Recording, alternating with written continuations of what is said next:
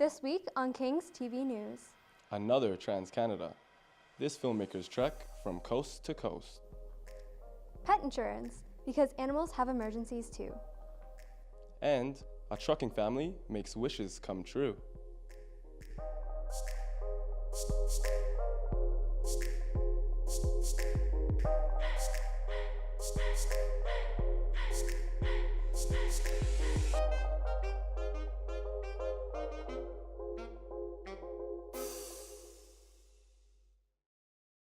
Hi, and welcome to King's TV News, a third-year journalism student production at the University of King's College. I'm Katie Preber.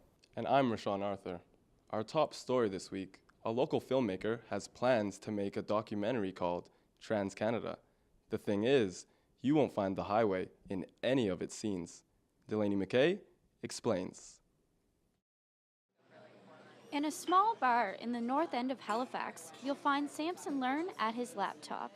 Here, he plans his cross-country move to Vancouver. Along the way, he plans to interview and film people from the transgender community. He wants to share their stories as well as his own. This is a trans documentary made by a transgender individual. So content by trans people for trans people. Learn won't be making the trip alone. His producer plans to follow him in his own car. He took an interest in the project after seeing one of Learn's Facebook posts. Plus, Samson is just incredible. I knew that he is such an incredible storyteller and he can make connections with people so quickly that I just knew that whatever he did was going to be absolutely incredible, and I knew I had to be a part of it. Currently, it's a self-funded project. All the money that I personally have, I'm putting forth in this trip. But we also have an Indiegogo campaign that's live now. Learn will take off in late June. Geared up, he has a sleeping bag and hammock ready just in case.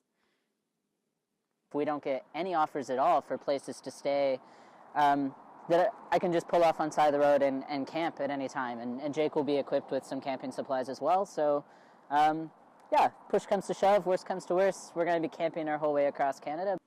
Learn's bike can only ride on back roads, meaning it'll never touch the Trans-Canada Highway.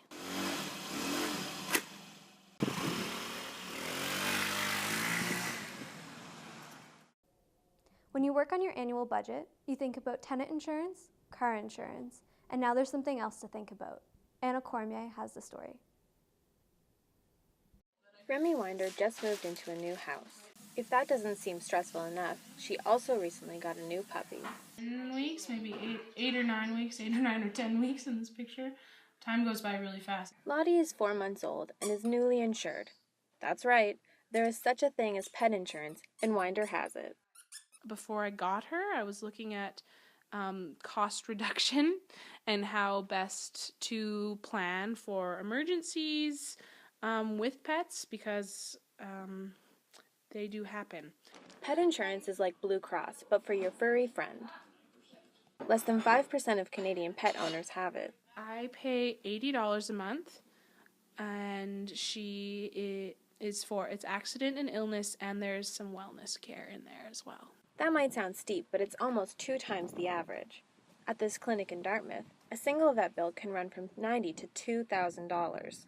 But about 3% of the pets are insured, which is roughly the same as the Canadian average. I do believe that pet insurance is very helpful and has become even more helpful now that they offer a preventative package and not just for accidental and illness. Insurance at first was, people were like, pet insurance, and they didn't really kind of see the need for it. I work in the field, and all 4 of my dogs are insured. And it's good because people don't expect emergencies, right? They expect the routine things they know they need to do, just like you do for yourself. Winder can't afford to risk an emergency. You can have accidents with your dogs that you can be paying up to $10,000 for one time, and that could sink any person. That's a lot of money to just pay out, and when you have insurance, you don't have to pay that. At the city's only emergency room for pets, the Easter weekend meant some pricey visits. A lily toxicity, for example, for cats. Lilies are fatal for cats from every part of the plant. So if a cat walks through the pollen and grooms its feet, you would be likely looking at a $1,000 to $1,500 hospital stay. It's smart to get pet insurance before anything happens to your pet. The best time to get it is between, when the moment you get them at 8 weeks to 12 weeks, and most of the companies now offer you 6 weeks free. MacLean says a plan that will cover you for $1,500 per incident will cost you roughly $40 a month. Her and Graham both agree that pet insurance is on the rise, but is still relatively low with their clients.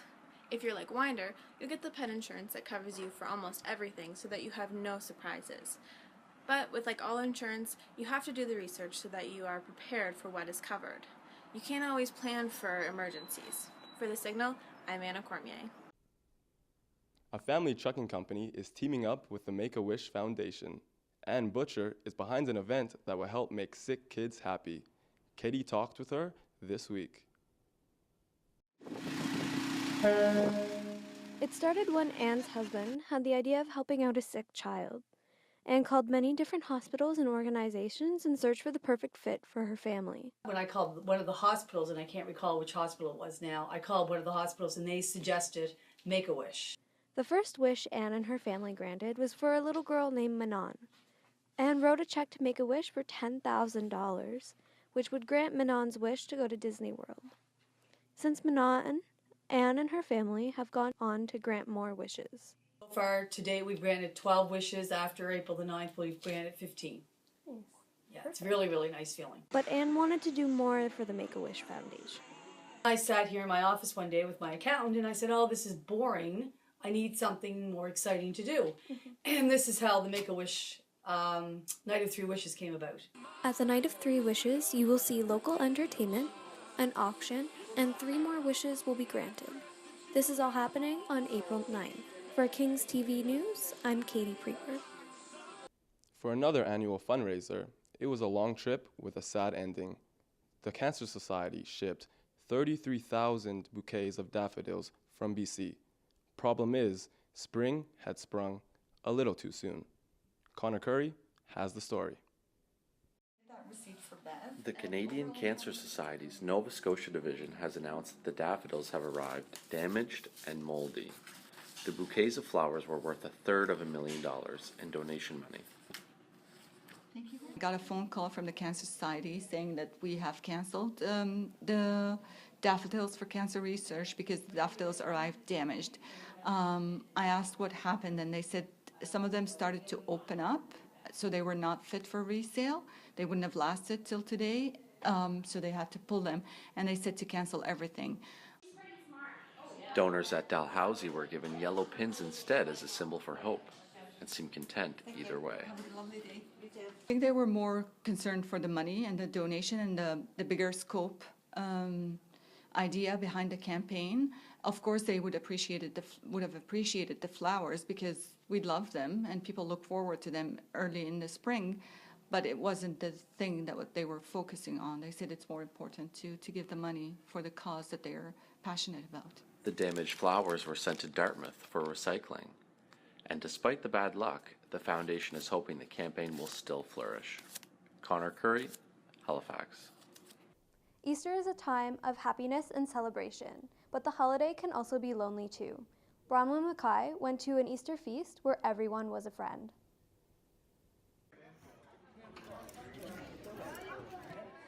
Souls Harbour Rescue Mission served a 3-course meal with dessert to over 300 people on Saturday afternoon. But the meals didn't just fill bellies, they also warmed hearts. It means so much to me because if it wasn't for this, I wouldn't have an Easter. Because a lot of us don't have families we can spend Easter with, so this is really great. And we can meet people, we can meet our friends here, and talk and enjoy the food and the company of everybody. And I think it's a great idea. The North End charity gives people a break from problems like hunger, poverty, and loneliness. Souls Harbour needs about 50 volunteers on both Friday and Saturday to prepare and serve the meals. And for some of the volunteers, Souls Harbour has a special place in their hearts. When I leave Souls Harbour, I always feel rich. I always feel so rich because there's so much love in this building. It's amazing. But this is volunteers coming together, the community coming together, our guests to eat, but also us to serve. And that's what community is about. At the end of the meal, everyone was given a gift bag filled with personal supplies, and some guests even had the chance to dance. For The Signal, I'm Bronwyn Mackay.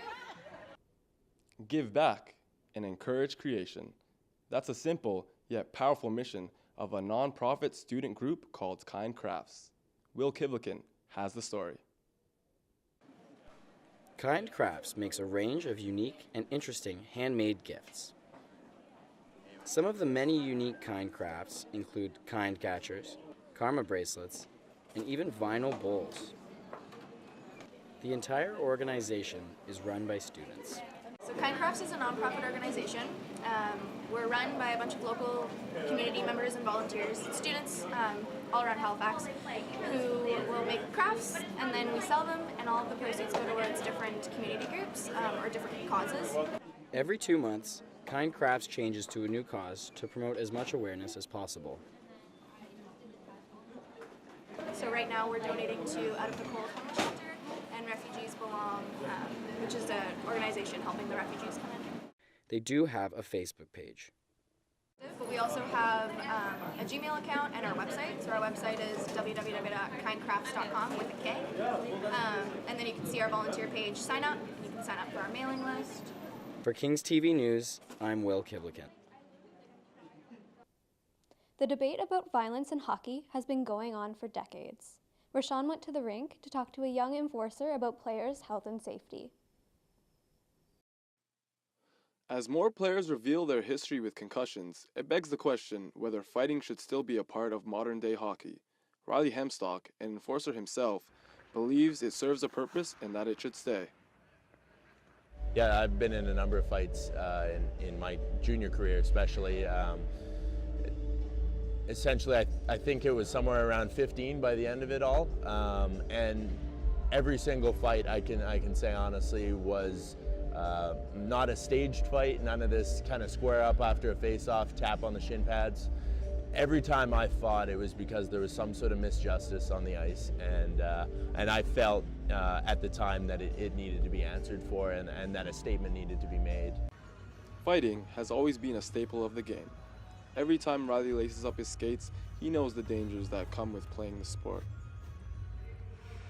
I think that hockey is absolutely a sport that has involved risks in it, and I think that fighting still has a place in hockey. Fundamentally, I think that there's definitely a role for fighting in hockey, absolutely, and it should continue to be so at the highest levels of the sport, and even moving downwards into junior levels as well.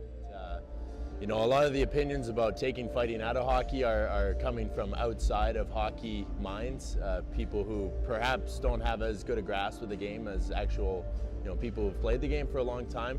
I think that it helps hold players accountable to their actions on the ice, and I think that it does serve its purpose in legitimately decreasing the violence of the game, because guys have to be accountable when they throw dirty checks or stuff like that. The debate on banning fighting won't stop anytime soon. For Kings TV News, I'm Rashawn Arthur. Most of downtown Halifax is under construction, but plans for one building aren't going anywhere. Erin McIntosh went inside the old Halifax Library to find out why. Sir Winston Churchill is the only one left who spends time at the old Halifax Memorial Library. The doors have been locked since August 2014, when the city made way for the new library across the street. For 2 years now, the old building has sat solemnly and remains vacant.